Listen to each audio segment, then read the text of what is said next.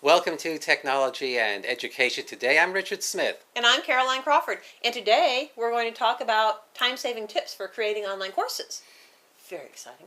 Very exciting. Indeed. What kind of time-saving tips are there? Although I do know a couple myself. Well, let's start out with a game plan. One of the strangest things that a lot of people do when we start talking about online courses don't really know where we're going, don't know the procedures that they want to go through in order to develop an outcome. Absolutely the correct. Online course. Absolutely correct. In fact, certain times... You said I was correct, Richard. Thank you. Certain times... It's always a happy day. People don't even know what exactly it is that they're going to teach. Absolutely. So it's sort of designing the course and identifying the content as they put the course together. Now, this can only produce one thing. And chaos. Chaos, exactly, chaos. It's very good at producing chaos because you forget what you're doing. You're looking for things that or you need to put things in your course which you haven't obtained before you start putting the course together. And it just makes for some awful, awful problems. Strangely enough, I usually start out with my course syllabus because I include everything in there. The objectives, the assessments, the alignment between the two, the week-by-week structure. Basically, I do unit by unit instead of week by week. I have it all set up in my course syllabus, and from the course syllabus that I've created, then I start developing out the online course. Yes, anything like that will... It's a structure. It's a structure that I'm comfortable developing from. Will from work. Which to develop. Yes, as long as you have a structure that tells you what you're going to do. Timeline of expectation. And it's right, the timeline of expectations, and will allow you to design the course in a systematic fashion. Absolutely. And once you have the objectives, it's an appropriate step to develop the assessments. Once you know what the objectives are, you develop the assignments and assessments to go along with it. Was that the second trip? A trick? Where are you going? No. How about less is more? Excuse me. Pardon me. I'm sorry. I picked up a cough from my sister, bad girl. Oh, that's wonderful. Thank you. I needed to share. Less is more? Absolutely. Have you ever seen the courses where all of these graphics and videos and bits of information are integrated that have nothing to do with the course outcome? It drives me crazy. Beautiful, pretty to look at, has nothing to do with what I'm trying to learn, and it just takes away from the focus, from my objectives. And so there's information in the course which it does not exactly relate to the objectives for any particular lesson. You state that very well. Yes. It's like window dressing. Because it looks good, we put it in. Right. It's like when people first started using word processors. They would change the font. They used 15 different fonts in the document because, gosh, I can do it. The color of the text makes all the difference. No, you're taking away from the message. Focus upon the message.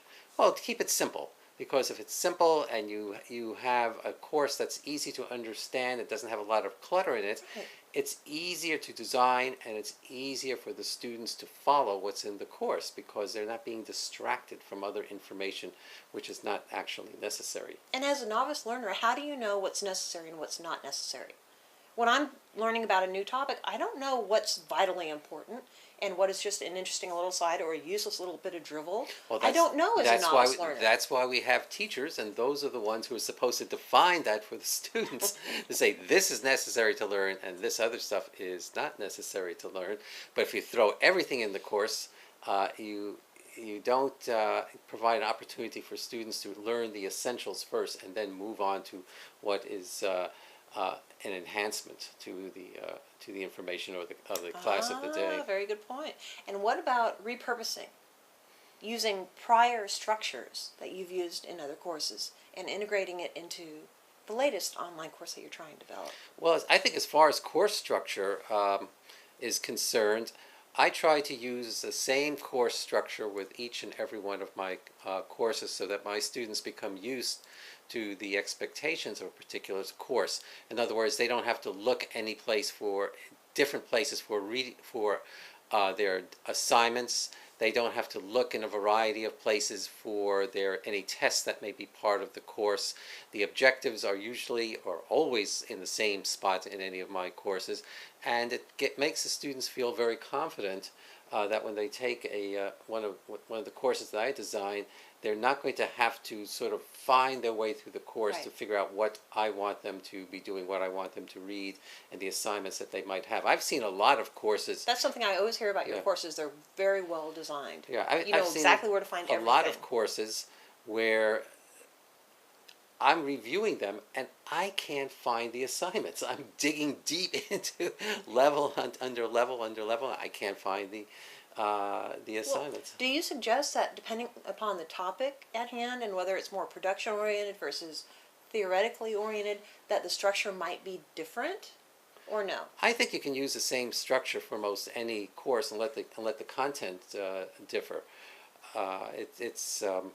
I think it I go back and forth about that. I think they're significantly different efforts.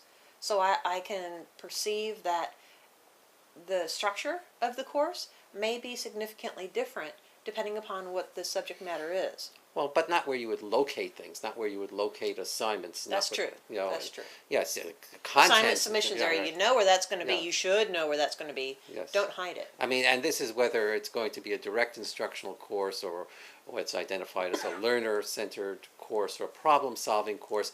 Each one of those structures should follow, each one of those designs should follow the same structure. So that the interface doesn't obstruct Right, and the other knowledge. thing is, see, you don't have to think of another structure each and every time. And you don't have to say, oh, It's I true. really have to be innovative because the students took the course previously and they know the structure. I've The got to think subject of matter another should be one. innovative, not the structure of the course environment. Exactly. It's the subject matter that's the Look at that's that, the key twice. thing. Twice we've agreed. Two times. I'm we've really a little frightened. Okay, well, what about the concept of creating a virtual filing cabinet, a place where you construct all the files and you can easily go there and get the files that you need in order to integrate into the courses.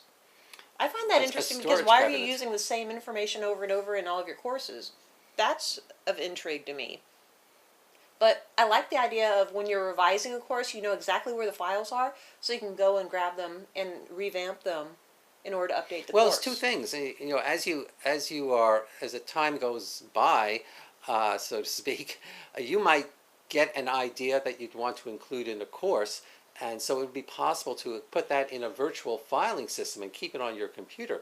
And you might have hundreds of ideas and content that you might put in the course, and URLs and so on and so forth, videos. And if you keep them in a virtual filing system or a filing system in your computer, and you organize it You know well enough, exactly where to go to get them when it's Right. time, when you find the time. you don't update have the to course. search it search for it when That's you true. are That's true. search for new information, because you already have that information on your computer. And if your filing system is good, you can just pull it up and put it in the course. That doesn't mean you would never do any additional research for a course, Oh, sure, of but course. it simplifies. But when you come across something really interesting, that would be great for this course. You don't have Absolutely. to put it in at the moment. You can think it through and actually design it out appropriately. Right, and for before instance, putting I it- collect all sorts of URLs for interesting websites. You do. You always come up with the craziest things. Yeah, But and they're good. They're good. and so when I put a course together, I know I can go to my list of URLs, and I have them organized, and use those URLs instead of saying, well, I've got 2 weeks to design this course, I better search some good website. Well, I already have that, and then any websites I find, I can either swap them out, new websites, swap them out, or use them in addition. But I don't have to search for a lot of things. Well, that actually leads nicely into the concept of template structures within online courses. What are your thoughts about templates? I think templates are basically a good idea, especially for a school, an entire program like a master's degree program or a doctoral. Oh, like labeling, making sure that you do have the labels for the program and the university associated with the online course. Is that what you mean? No, I mean, it goes back to the course structure, so that you would have a template that basically every course for a particular school would follow, and then the students do not have to, once again, search for things when they move from one course to another. These templates are in common use in for-profit universities, by the way. They tend to use the same design for most of their courses. Really? Yes. So that helps with the cognitive load concerns and ease of use going through from course to course to course. It's something of a a comfort seeing the same structure and knowing where to obtain the information within each of the courses? Is that what they're doing? It does two things. One, it provides a level of comfort for the students, and two, interestingly, it allows you to hire adjuncts with minimum training to That's a good navigate point. the course, because you can have, once an adjunct knows how to operate one course, teach one course, that adjunct can teach another course without you or the Too much university strain or having to pressure. having to say, well, course A was designed this way. Now we've got to teach you how to show you how to teach course B because it has a different design. No, they have the same design. So, given a competent adjunct in, That is a good in point. curriculum instruction, let's say, that adjunct can teach any number of different courses within a general area of expertise. So Now, why do you safe. think that's implemented more within the for-profit universities versus the more traditional academic environments? Because the for-profit universities are essentially businesses, and they have goals and objectives, and they have bottom lines that they have to achieve, and they're going to take the path of least resistance that's going to allow them to get their product to as many people as possible. So their courses are designed from a central area for the most part. At a university or a college, that type of structure doesn't really exist, and each instructor has, up until this point, before you have online learning, The academic distance freedom education. to design your own courses the way you desire. Well, they traditionally want to design their courses, and do design their courses in the way that they want. Now, there's no guarantee that they design their course in the best way possible, but that's their decision, and it's very hard to switch them into a template type of design. Well, that is a good point. So, and not only is it a good point, it's the last point, because we've reached the end of another edition of Technology and Education Today. I'm Richard Smith. And I'm Caroline Crawford. Bye.